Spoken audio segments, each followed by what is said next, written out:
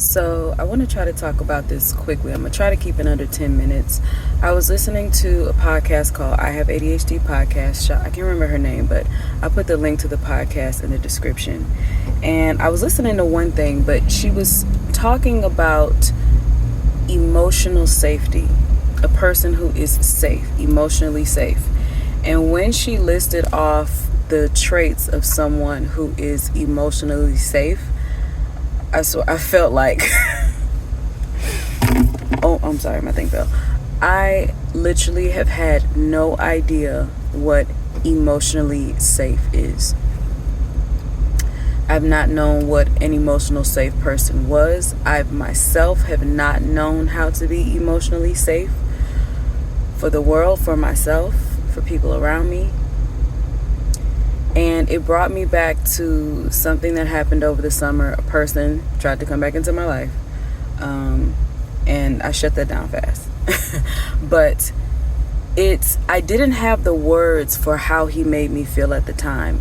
But I've been slowly gaining the vocabulary to express. So I've not known how to express the things that I felt with people over the years. And now I completely... I totally understand why things haven't happened the way they have, and I have the words to describe how emotionally unsafe I felt with a lot of people in my life that have been family and people that I have invited into my life. Long story short, I was telling this person, he was talking about potential of being together. No. And I was telling this person why we could never work. And I was like, you make me feel unsafe. You remind me of my father and how he would treat me. And his answer to that, to me telling him that, was, oh, you're, what's the word? Projecting. You're projecting. No accountability for anything that I had just said. And it was another reflection of what happened the last time we talked. I hadn't talked to him in like 5 years, and he just popped me. How niggas just pop up. And it was like listening to her name off all that shit. It just made me realize, damn, I have been choosing emotional unsafety because I have had no idea what emotional safety even looks like.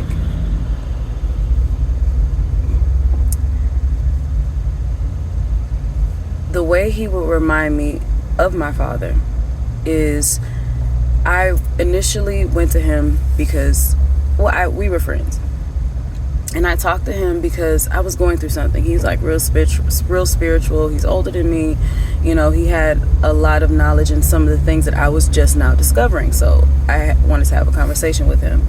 And it became very negative. It became very accusatory, very blaming. Oh, this is triggering so much shit. Blaming me for all the shit that I was going through, which to an extent is true. I am the result of all of my decisions, but at the same time not considering the emotional overwhelm, like not even listening to any of that, just really,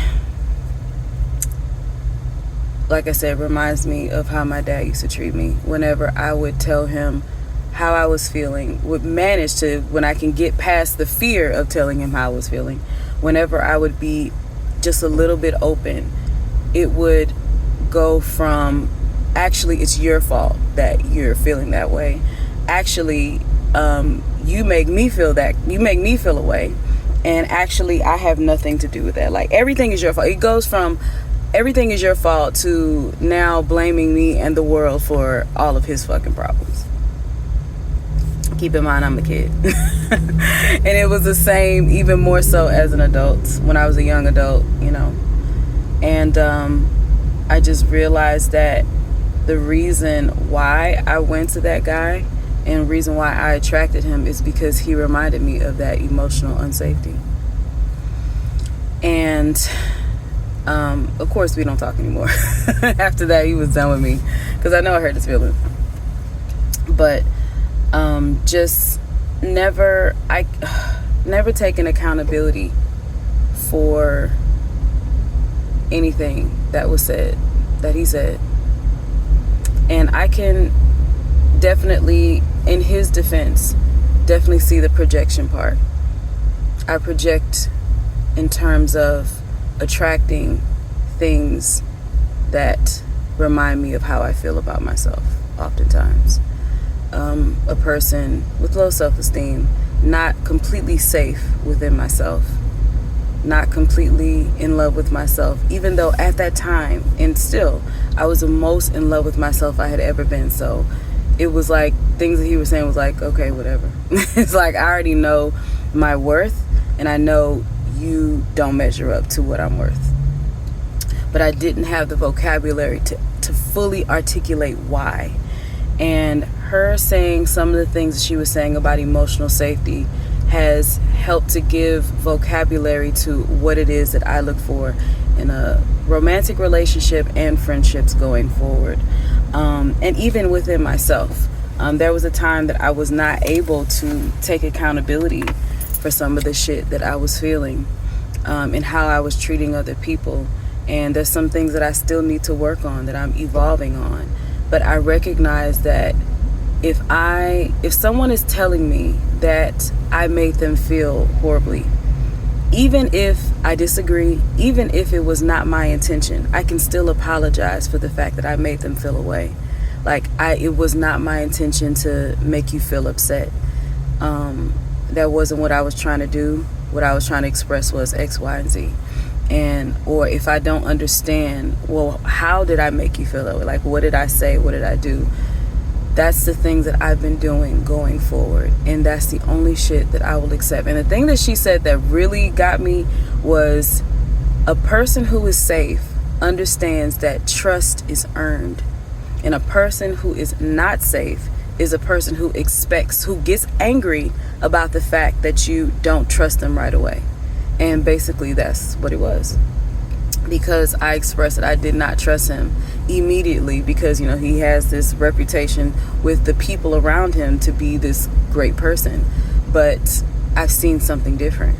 And it's funny because whenever we would talk, we would bring out, I don't want to say the worst in each other, but bring out the hidden shit that neither one of us knew how to deal with at the time. And it was more of that, like, I'm telling you that you don't make me feel safe, and your reaction to that is it's my fault. Okay. But yeah, I just feel like I want to talk about that. I'm gonna, like I said, I'm gonna put the link to the podcast that I listened to in the description, and I'm gonna put a list of the things that she said. This is something you could probably Google too, but just some of the points, if I can remember to do that much. I definitely can put a link, but I don't know if I'm gonna go. Just listen to the podcast, y'all. It's at the very end, like the last 10 minutes of the podcast, where she talks about what an emotionally safe person is versus an unsafe person is. And I just feel like my whole brain has been exploded. Like, I can just see all of the relationships, past and present, that have been emotionally unsafe, and why I've been, even though people that I know in my family have evolved and become better, I can understand why I still don't trust them with my emotions, because that history can't be erased for me right now. Maybe in the future, with time and working on the relationship, things could be different, but at this point, I have to find another way to be safe within myself and with other people around me. So, yeah, taking accountability for my shit, and also accountability for the fact that I don't have to deal with other people's shit. Period.